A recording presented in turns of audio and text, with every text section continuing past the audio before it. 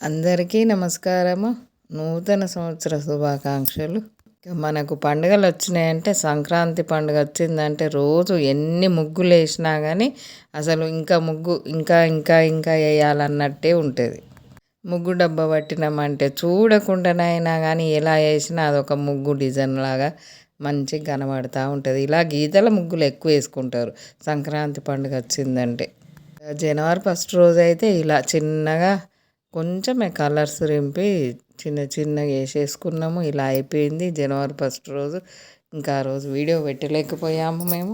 ఈ నెలలో అన్ని పూజలు ఎక్కువ, మనకు పనులు, పిండి వంటల పనులని, ముగ్గులు వేసుకోవడం అని చాలా వరకు ఉంటుంది.